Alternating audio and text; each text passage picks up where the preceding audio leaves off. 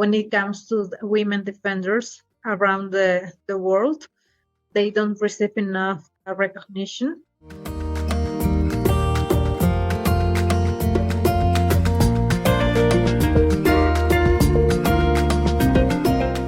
A warm welcome to Young Voices, an intercultural podcast.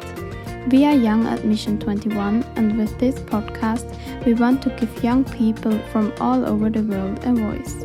Thanks to everyone for joining us on this journey to listen, learn, and grow together.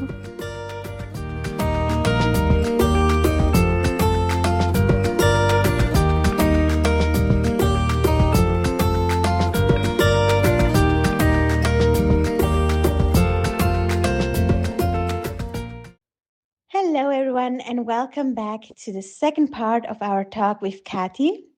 Today, it's Lisa and Sarah joining you from Switzerland and Katy from Peru.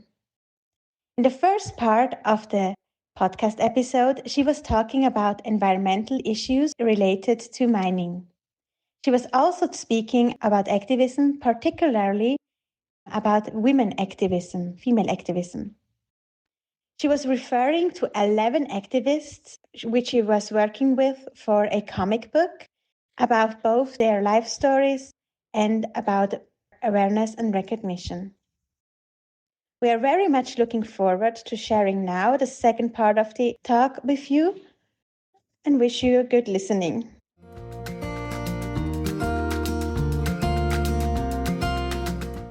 Do you see progress in the process? Like, do you see progress that the environmental gets better or the government actually changes something for the better? Well, actually, not so much progress.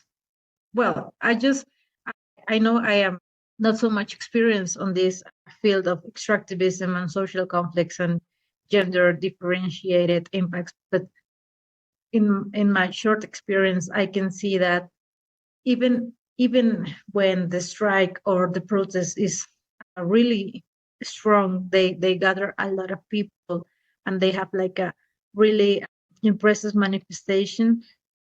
The negotiations don't reach like a point where you can say that they gain some, like where they gain some rights or some strategic things for their community or their organization.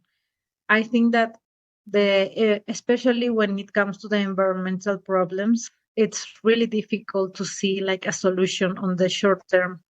It's many of the solutions that the mining companies propose and that the government like support are on the long term, and it's not so easy to see that if this proposition and if what the mining is proposing is going to really get better the land or the water. It's like just trusting that it's going to be like that. And when it comes to the criminalization or the terrorist labeling the social leaders, it's even worse. Just now, one of these women have been sentenced to 8 years of prison. And when you see, I am not a lawyer, but when you see the arguments that they have used to sentence her, you can see that it is not so coherent, that the things that they have been suing her for are not even so critical or really as bad as for a judge to send a 62-year-old woman to 8 years of prison. That's tough. Yeah. Are there any other environmental factors that might come into play in regards to the outcomes? You talked about the fact that it's not so easy to predict the outcomes and to predict how everything is going to develop environmentally.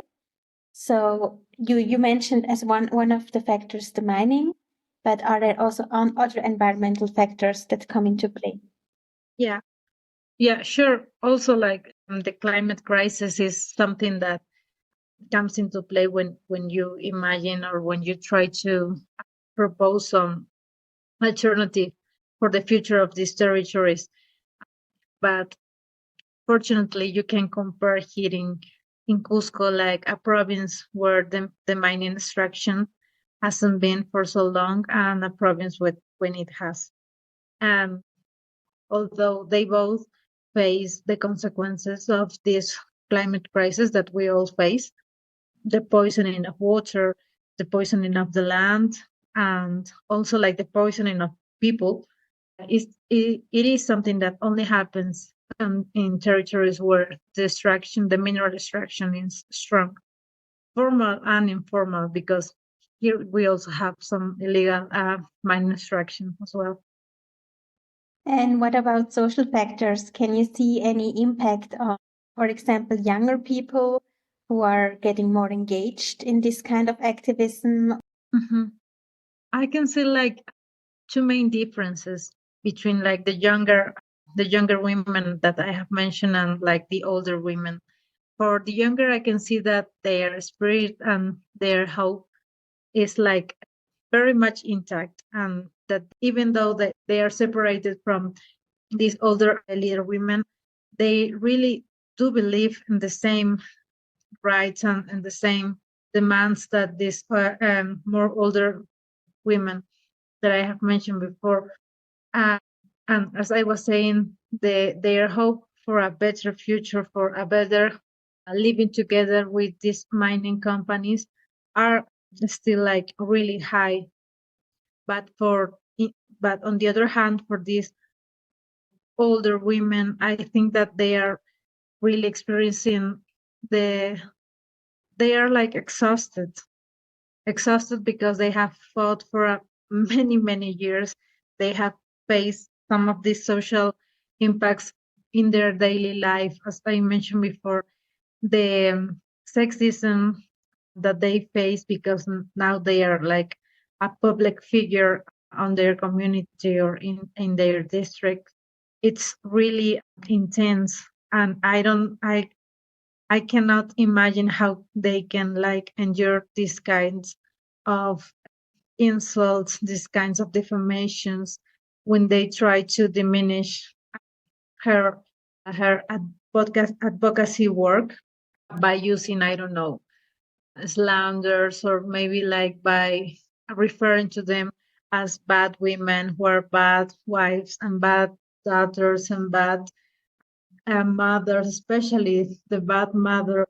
Think it's important because much of these like arguments against what they do is by referring that their mother work is being left behind, or not being taken care so much, as well as if they wouldn't be in this advocacy work. And this leaves them with a lot of stress and depression symptoms, also anxiety, that at least I don't know how to handle with. Just what I try to do is like being there for them as much as I can, because I also cannot be like with them all of the time because of where I live, or even sometimes the language barrier.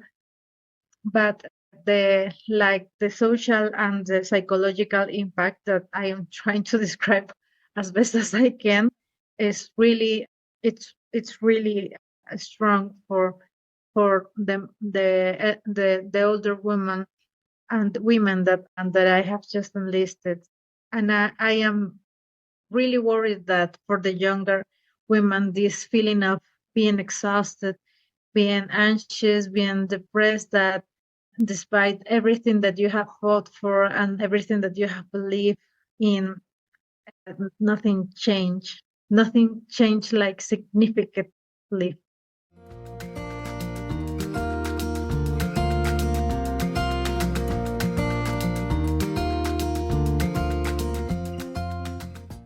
Do young men also support these older women and younger women, or is there really a gap between men and women? especially in the younger generations. I'm asking about the younger generations. Yes, I can see that among like the youth, the concerns about their environmental problems and how our future is foreseen if these like activities are are being or will still be practicing in this like really in this way, like uh, not being able to take care or control the consequences. They like agree in that part, in the part where you have to be concerned about your environmental future, but not so much. They do not see as well as women, younger women, the impacts on their daily life that these activities, extractive activities, have, like on a differentiated gender basis. If if like the younger male partners of the community um, are going to support these women when they fight for their territory, their environmental security, yes, I think they will be doing that. But when it comes to like the social impacts, the differentiated gender social impacts, I don't think that they are going to be so much eager to be side by side their female partners. Mostly because it's part of how the Peruvian society is, especially among like the highland communities where the patriarchy is really strong on a cultural and social level, but also because most of these, especially young male partners of the community, they've been beneficiated in some level from the mining extraction because companies hire them as not like obreros, as workers. Like the mining companies hire them as workers, not like high level paid workers, more of the low level paid workers, but they gain some benefits from the activity, economical activity. And you mentioned the work that you're doing with these women on a psychological level. What does that entail for you? Can you give us some examples on what you do to ease the psychological effects that their advocacy work has on them? Well, I don't think I do that much of the psychological work with them. Maybe this book that I was that this all of this begin with the book that I told Sarah about. Maybe this is some kind of psychological support that we give them because these 11 women get to see their life published and also like value in some level, in some way. But actually I think that there is a lot of psychological social work that we have to do. Although I have like been really I've been focusing on these impacts on women, the it's not like the men don't suffer from the anxiety, depression, and feeling of being exhausted that comes when dealing with an incredibly large, big company, especially when their economical interests are being like put above the community and organization interested, and that those are not being supported by the government. So some examples, I know about some work that other organizations and institutions do in these territories in Cusco and in Apurimac. These are called healing circles for women, where they can go and they can like rest mostly and practice some psychological tools for facing the stress that comes from being a social activist. But it's not, I don't think, I think it's a really I think it's a really good tool, but I don't think it's enough for when you face like a jail sentence and you have 60 years old, like Virginia Pinares.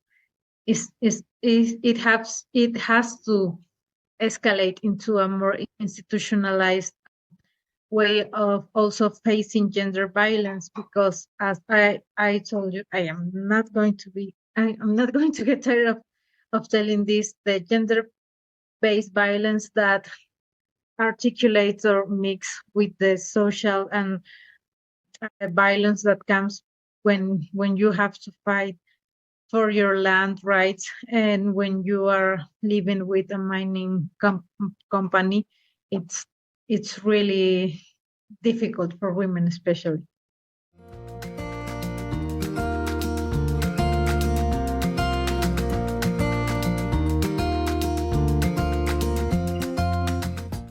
Is there something that you haven't mentioned yet that you would really like to mention, that you would really like to talk about, to tell the listeners about? Well, I would like maybe to mention something important, because I think that in Europe the environmental activists are really well recognized and well valued. Well, that's the impression that I have. I don't know, maybe it's not so true. But what I wanted to say is that here in Peru, like the women defenders, women environmental activists are not so much well recognized. And I think this is an effort to give them a little bit back of what they have give us in a life of fight of advocacy work, because of everything that I have mentioned earlier about how they are like terrorist labeled and sexist, defamated, also stigmatized for being like women, indigenous women, and discriminated. I think that what I want the most with this conversation, and also to let everybody know, is that these are like really special women that are not so much well recognized, and that they deserve recognition for everything, for the work that they have done. Maybe it's not like just about these 11 women. I think it's when it comes to the women defenders around the world, that they don't receive enough recognition. But maybe we can start to see how they have managed without any academical knowledge or any like college preparation education. They have managed to understand how defending like the indigenous autonomy, facing colonialism, racism, and also facing like big economical power. They are also fighting for gender equality and fighting against gender-based violence, and that the relation that they have with the Pachamama, the motherland, are more than just a ritual or a cultural curiosity. It's a way of really being able to have your identity recognized and valued. And also there is a material a good outcome about that relation that they try to to maintain with the motherland. So I think for all of that, they should be much more well recognized, and that they should have like spaces where they can heal everything that a life of advocacy work has had as a consequence on their lives. Wow, thank you so much. We can really see how you look after these women. You also mentioned that they are role models for you, for yourself. And I think we can really also hear about how passionate you are. And thank you so much for telling us today about the work that you do with these indigenous women, about the different environmental problems that there are in Peru, the different factors that influence them, but also about the social aspects, about social life, and how the life of these women is impacted by everything that is happening. Yeah, all the best for you personally as well. and we are sure that you also will achieve great things. No, thank you. Thank you both. Thank you both, because you, you you gave me the opportunity for speaking about these women. I really wanted to talk more, and but I think that this is something that is starting. This recognition for these women is something that is beginning, and I hope that I will have more opportunities to talk more about them.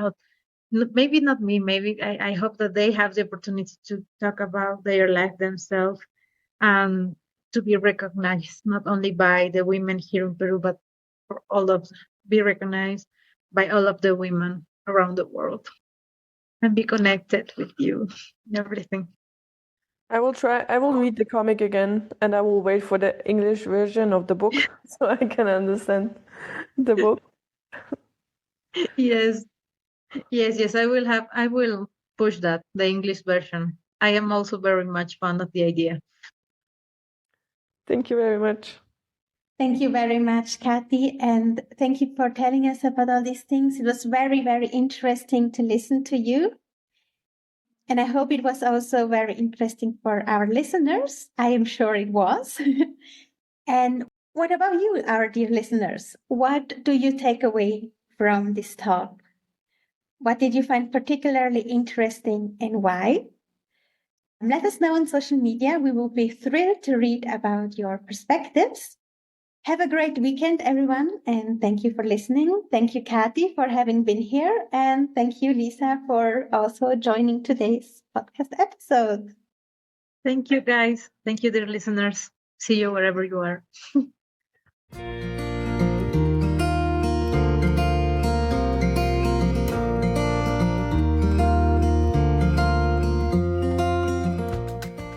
Have a good time, and if you haven't already, follow Young Admission 21 on Instagram and Facebook, where you can learn more about us and our projects.